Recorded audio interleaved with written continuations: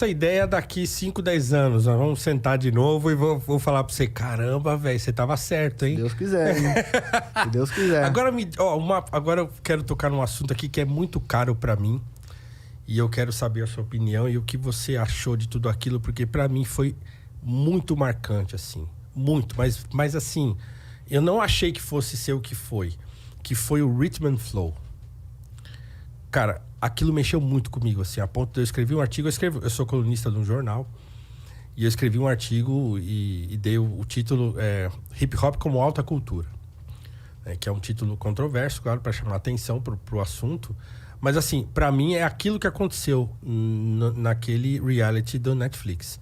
Aquilo mexeu muito, assim. O último episódio, eu vi ele quase todo chorando. Chorando mesmo, assim. Eu sentado com a minha esposa e meu filho assistindo e eu chorava. Por quê? Porque eu fiquei pensando assim, olha onde esses caras chegaram com o quê? Com dinheiro e com produção, né? Visão também. Você pega um cara e fala assim, toma aqui, você tem aqui o melhor produtor que você poderia ter, certo? E você tem 24 horas pra produzir uma música. E os caras aparecem com aquilo lá, cara. Você fala, não. Eu assim, eu chorei durante quase todo o reality, mas o último episódio, assim, mexeu muito comigo. Eu fiquei dias e dias, assim, com aquele negócio na minha cabeça. Eu falei, cara... E, claro, tendo como background a história daquela molecada. Sim. Tudo moleque novo, tudo menina nova, tudo batalha, tudo comendo pão que o diabo amassou. Pra variar, né? Pra variar. Então, o que você achou do Rhythm and Flow? Você viu, né? Eu vi os primeiros episódios, eu não cheguei a ver até o final, porque eu entrei numa fase de trabalho, assim... Eu não acredito que você fez isso. Eu tô aqui falando e você tá pensando assim, putz, eu não vi até o final, e agora? Então, eu tô com vontade de ver, entendeu? Liga aí pra nós. Vamos, deixa a câmera aí, vamos ver. Cara, foi muito forte, assim. Acredito. Muito, porque somou um monte de coisa. Porque eu sempre defendi o hip hop daquele jeito ali. Assim, aquele poder de transformar que o hip hop tem. Sim. Esses dias eu tenho escutado, assim, escutei várias vezes o CD... Bom, você já tem o spoiler de quem ganhou tudo, né? Não preciso... Ou você não sabe quem ganhou? De boa, você não sabe quem ganhou? Eu não lembro. Eu acho que eu cheguei a ler na época, mas não... Tá. Quem ganhou foi o The Smoke. Né? Então, ele acabou de lançar um outro álbum. Cara, é melhor que o primeiro. Então, claro, ganhou porque tinha que ganhar mesmo, porque o cara é bom. O cara é bom, o cara é pianista, tal. Professor de escola, professor de música, né? Mora em Compton. Né? E assim, então se você viu os primeiros episódios, você viu o dia que ele se apresentou a primeira vez, talvez. Vi, sim. Que é aquele que o Snoopy olha pra cara dele e fala, de onde você vem? Né? E aí ele fala, e aí o Snoopy pergunta de novo. Aquilo ali, pronto, já chorei. Porque você entende o que os caras estão falando. O que o Snoopy tá falando pra ele? Você sabe de onde você tá vindo? Você sabe de onde você veio? Como é carregar essa responsa? Mano, cara, aquele... Ó, eu falo, ó, tô arrepiado. Ó. Porque exatamente isso. Talvez muita gente não tenha nem sacado qual é que é, né?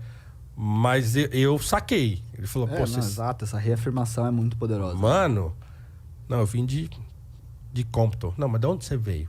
Né? É aquele... parece aquela pergunta do você me ama, de Jesus falando pra Pedro. Você me ama? Eu amo, sim. Você não tá entendendo. Você me ama mesmo?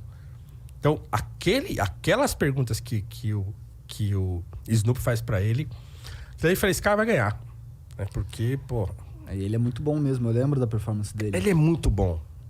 A última, a que selou o destino dele na competição, cara, assim, é outro patamar, assim, né? O Chance the Rapper, ele ficava assim... desesperado, porque, mano, eu não acredito que esse cara tá fazendo isso aqui, né? Com 24 horas pra fazer. 24 horas, né? Impressionante. Cara, é muito impressionante. Mas aí, o background me comoveu muito, né? O caso do The Smoke é um pouco... Assim, não é um pouco, assim, é um pouco diferente. Por quê? Porque ele teve base.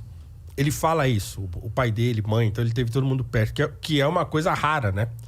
Então, apesar do pai dele ter se afastado um pouco, a mãe dele era backing vocal não lembro se da Chaka Khan, mas de uma cantora dessas cantoras grandes aí. E ela larga tudo pra cuidar dos filhos e tal, não sei o que lá. E ele vai estudar, e aí ele se torna professor, então ele toca piano e tal, e dá aula. E então ele já é um cara diferenciado. E inclusive ele fala lá numa das entrevistas lá no meio do programa, ele fala, olha, não foi o hip hop que me salvou, foi a minha família mesmo. Se eu não tivesse a minha família por perto de mim e tal, eu não estaria aqui, né? Então você pega a história dele, tem um outro branquinho, altão, que o cara mora num quarto com a mãe dele, num cômodo, assim, que foi despejado de um lugar e foi para outro lugar e a pai batia na mãe dele. Cara, mas assim, uma vida assim que você fala, meu, esse cara tinha tudo pra se enforcar, o moleque, pra ir pro crime. Ele fala, não, eu tô aqui porque eu quero cantar rap. Eu tô aqui porque é isso, nasci pra fazer isso. Imagina quanto ele deve ter pra falar ainda. Cara, sim, ele chegou perto, sim, foi longe, assim, na competição e tal. Saiu, mas assim, muito talentoso e tal. Então, isso mexeu muito comigo, porque eu falei, caramba, é isso aí, ó. Então, não é só tamo brincando, só vai, põe um beat aí pra eu vou ficar cantando. Não, tem moleque que só tem aquilo. É exatamente isso. Não é? Exatamente isso, como ferramenta de transformação. Era exatamente nesse ponto que você acabou tocando quando você perguntou. Porque, voltando lá, aquela frase, quando o cara fala, o rap salvou minha vida. E a gente não tá brincando, entendeu? Assim, quando você fala, e pessoas, mesmo que não necessariamente sejam MCs, entendeu? Mas tiveram uma educação como você, por exemplo, entendeu? Sabe, grande parte da educação de muitos brasileiros, da minha educação, sabe, sobre as coisas, como o mundo funciona, como a rua funciona, eu aprendi ouvindo rap. Então, assim, o rap como ferramenta de transformação, sabe? Quantos moleques saíram da favela sem opção, entendeu? E conseguiram encontrar um espaço no rap, entendeu? Conseguiram encontrar um lugar que abraçou eles, que acreditou no que eles fizeram, no que eles fazem, entendeu? E permitiu eles uma condição melhor de vida. Permitiu eles levar essa condição, espalhar a prosperidade para quem tá perto deles também. Então eu acho que o rap é isso, assim, do começo, lá, voltando mais uma vez à festa lá, entendeu? Que começou em 73, a primeira lá com o Kool Herc, era isso, era transformação, entendeu? Era tirar a molecada de situações, sabe, de vulnerabilidade social e colocar dentro, entendeu? Levar pra dentro do baile. Levar pra dentro do baile, mas trazer identidade, sabe? Sim. Isso tinha uma discussão muito forte, entendeu? Assim, pô, você sabe quem você é, sacou? Olha, você conhece seu estilo, você sabe sobre sua cultura, sobre suas raízes, entendeu? Você sabe sobre o poder que você tem nas suas mãos de transformação, o que você pode fazer? E aqui os bailes da Chic Show fizeram isso, né? Chic Show, Black Mad, Cascatas, né? Zimbábue. Eu vivi essa fase.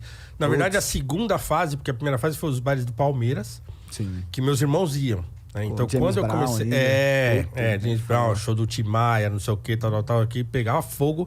Eu não peguei essa fase porque eu era novinho e tal, mas a segunda fase, Clube da Cidade, Sunset Club em Santana, né? O clube era o grande, tinha o projeto radial e tal. Então, aí os bailes da Chic Show migraram, o público mudou, porque aí, né, os outros, aquela geração tava em outra. Aí já começaram a ir pros bailes nostalgia.